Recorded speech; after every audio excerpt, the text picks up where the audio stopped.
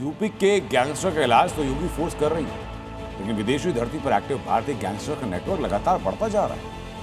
Underworld की दुनिया में एक नए गैंगस्टर की एंट्री हुई जो लॉरेंस गैंग को चुनौती देने के लिए विदेश में भारतीय मूल के कारोबारी को टारगेट कर रहा है।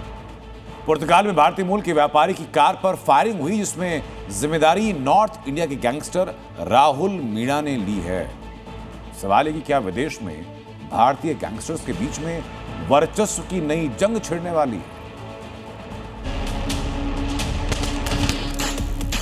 लॉरेंस बिश्नोई, रोहित गोदारा, गोल्डी बरार, इन तीनों के बाद अब विदेशी धरती में अंडरवर्ल्ड की दुनिया में नए गैंगस्टर की एंट्री हो गई है, जिसका नाम है गैंगस्टर राहुल आर.के. मीणा, जो लॉरेंस बिश्नोई गैंग के पैटर्न पर काम करता है।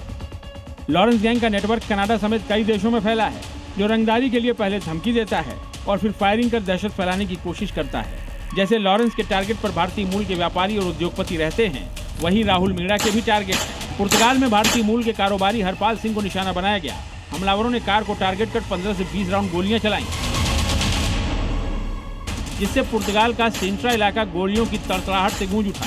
इतना ही नहीं, एक घर पर भी ताबड़तोड़ फायरिंग की गई, जिससे खिड़की के शीशे टूट कर चकनाचूर हो गए। पुर्तगाल के सिंट्रा में हुई गोलीबारी की जिम्मेदारी नॉर्थ इंडिया के गैंगस्टर राहुल आर.के. मीणा ने ली है, जिसका सोशल मीडिया पर पोस्ट भी वायरल हो रहा है। पोस्ट में धमकी देते हुए उसने लिखा है, इस बार वो बच गया, लेकिन अगली बार उसे नहीं छोड़ा जाएगा। साथ ही चेतावनी दी गई है कि अगर उनकी शर्तें नहीं मानी गई तो इसी तरह की घटनाएं आगे भी होती रहेंगी। पोस्ट में सुनील मीणा गैंग का भी जिक्र किया गया है। इसके अलावा अमन साहू गैंग, नरेश अबोहर और अर्चित छापराना के नाम भी हैशटैग के साथ लिखे गए हैं। हालांकि वायरल पोस्ट की पुष्टि नहीं हुई है, मगर माना जा रहा है कि इन नामों के जरिए gangster Rahul R K. Meena Lawrence gang को अपने नेटवर्क के गठजोड़ का संदेश देने की कोशिश कर रहा है, क्योंकि विदेशों में अभी तक फायरिंग की ऐसी वारदातों को लॉरेंस गैंग ही अंजाम देता था। इस बीच राहुल आर.के. मीणा गैंग के सरगना ने सोशल मीडिया पर अपनी तस्वीरें भी शेयर की हैं, जिसमें वो अलग अलग आधुनिक हथियारों के साथ नजर आ रहा है। इतना ही नहीं, गैंग की ओर से कथित तौर पर ऑनलाइन भर्ती अभियान चलाए जाने की जानकारी भी सामने आई है।